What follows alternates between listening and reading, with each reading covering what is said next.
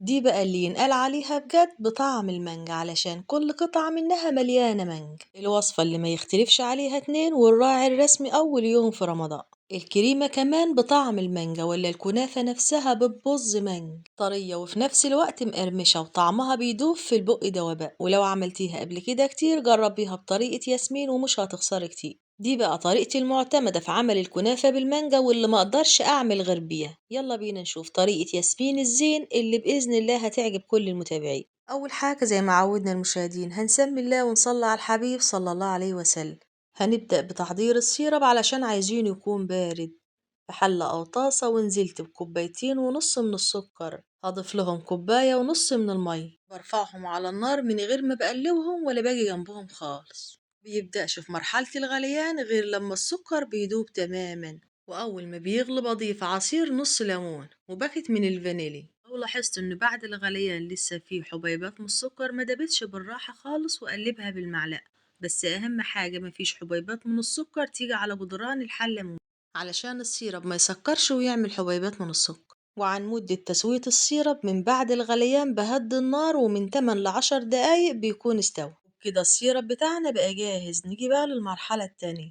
معايا هنا نص كيلو من الكنافة ويفضل انها تكون متفرزة بالشكل ده. نطلعها من الفريزر ونبدأ نفتتها بالشكل ده، ولو الكنافة اللي هتستخدميها كانت طازة يفضل بقى انك تقطعيها بالسكينة او بالمقص. بعد ما فتتها بالشكل ده بقى نيجي لمرحلة الفرد في الصينية اللي مفيش اسهل منها. اضيف لها معلقتين كبار من السكر البودر، والسكر البودر هنا بيدي لها لون دهبي حلو ويدي لها قرمش. تقدري طبعا تستغني عن الخطوة دي. بقلبهم كويس. بعدين بقى معايا هنا كوباية من السمن، وكوباية السمنة بقى مش هنزل بيها كلها على الكناف، أضيف حوالي ربع الكوباية علشان يطعم معايا الكنافة بس ومش أكتر، لأني لو نزلت بكمية السمنة كلها على الكنافة بيبقى فيه حتت في الكنافة متكتلة بالسمن وبيبقى صعب عليا وأنا بفردها في الصينية. وباقي كمية السمنة بقى بغلف بيها القاعدة والوش. رشيت لها حبة من السمنة وقلبتها تقليبة خفيفة وفردتها في الصينية واديتها رشة كمان، والكمية دي كلها حوالي ربع كوباية بس ومش أكتر، وزي ما قلتلك علشان أطعم بيها الكنافة. وممكن بدل ما تستخدمي كوباية كاملة من السمنة تقدري تستخدمي كوباية إلا ربع من السمنة وتكمليها زيت، وهيبقى معاكي كوباية إلا ربع سمنة وربع كوباية زيت. بس أهم حاجة كمية الزيت اللي هتضيفيها تكوني متأكدة إنها حلوة ما يكونش ليها ريح. حضرت الصينية اللي هسويها فيها، ودي الصينية الأكبر في الثلاث صواني، وغلفتها بطبقة معتبرة من السمن حوالي 4 معالق كبار، وبالمعلقة والفرشة ووزعتها كويس في قاع الصينية. أهم خطوة بقى في فرد الكنافة إن منزلش بيها كلها دفعة واحدة، أنزل بالكنافة شوية بشوية وأوزعها كويس في قاع الصينية، وما اضغطش عليها ولا اجي جنبها خالص غير لما اتأكد إن سطحها مستوي وما فيهاش حتة تخينة وحتة رقيقة، أو حتة فيها كنافة وحتة ما فيهاش. يعني بوزع في الكنافة وفي نفس الوقت بسوي سطحها بإيدي لحد ما بنتهي من فرد الكمية كلها، وقبل ما اضغط عليها أو أدكها أحسس كده بإيدي وأشوف وراعي الحتت اللي فيها كنافة والحفر اللي ما فيهاش.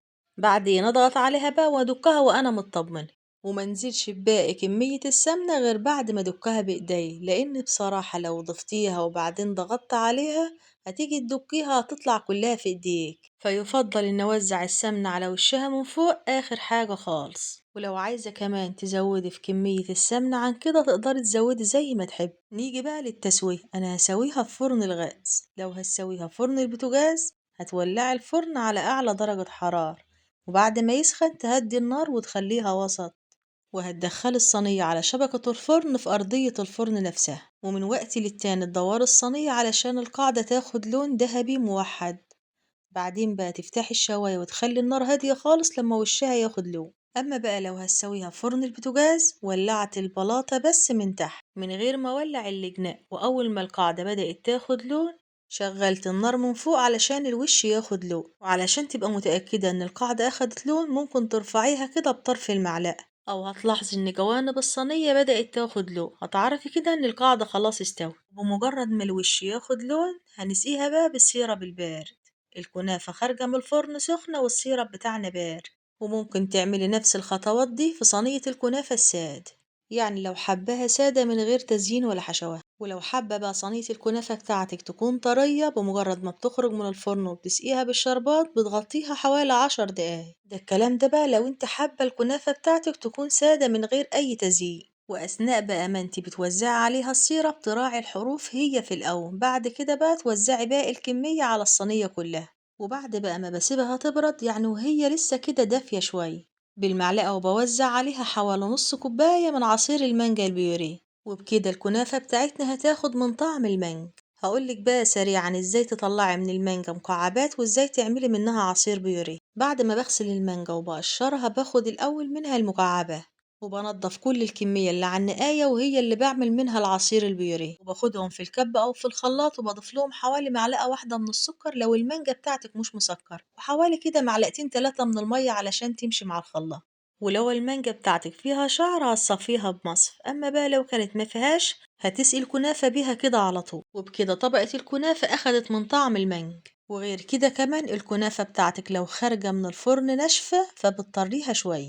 ويلا بينا بقى ندخل على الخطوة اللي بعد كده لتحضير طبقة الكريمة. في بولة وضفت 8 كيلو من بودرة الكريم شانتيه، ولو هنعايرهم بالكوباية حوالي كوباية كبيرة من المج العادي بتاع الشاي وحوالي معلقة ونص. علشان الكريم شانتيه خام غير محلى ضفت معلقتين كبار من السكر البودرة، يفضل انه يكون بودرة علشان ما يعملش حبيبات في قلب الكريم ويدوب معايا بسرعة.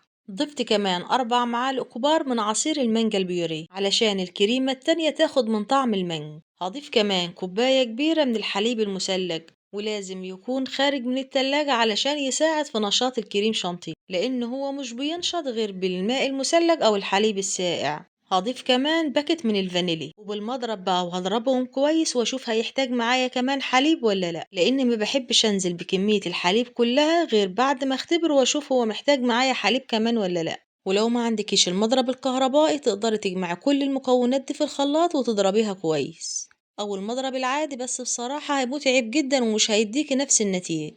لقيت القوام تقيل معايا ضفت كمان ربع كوباية من الحليب، يبقى أنا كده استخدمت كوباية وربع من الحليب المثلج و8 كيلو من بودرة الكريم شانتيه ومعلقتين من السكر البودر وباكت من الفانيليا و4 معالق كبار من عصير المانجا البيوريه. وبكده الكريمة بتاعتنا بقت جاهزة وأخدت من طعم المانجا. علشان نبقى صادقين واحنا بنقول إن كل قطعة في صينية الكنافة دي غرقانة مانجا. لو وصلتوا بقى معايا لحد هنا يا ريت ما ننساش دعم من كل اللي بيتابعوني، تبعتولي في كومنت صغير فيه الصلاة على الحبيب صلى الله عليه وسلم، وهيبقى شرف ليا وهكون سعيدة أكتر لو بعتوا وقلتولي بتتابعوني منين. بحبكم في الله يا أجمل متابعين. يفضل بقى بعد إضافة الكريمة إنك تدخليها التلاجة حوالي ربع ساعة تسقع شوية، بس أنا بصراحة بدأت تزيين كده على طول بالمعلقة بقى أو حتى إيديا، وهزينها بمكعبات المانجا. ممكن بقى بعد إضافة مكعبات المانجا أحضر لها باكت من جيلي بطعم المانجا ونضيفه على وشها من فوق، بس أنا علشان طعم المانجا يكون قوي فيها أكتر زينتها بعصير المانجا البيوريه. ولو عايزة الطبقة اللي على الوش تكون متماسكة أكتر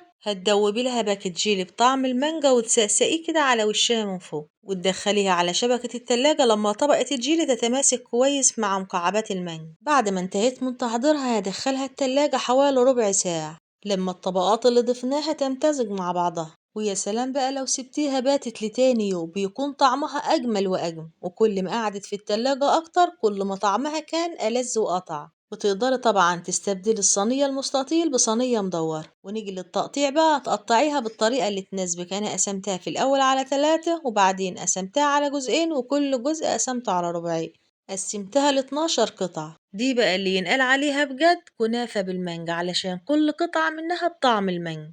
ولو عملتيها قبل كده كتير جربيها بطريقة ياسمين، واستنوني في وصفة جديدة وفيديو جديد من مطبخ ياسمين جنيدي.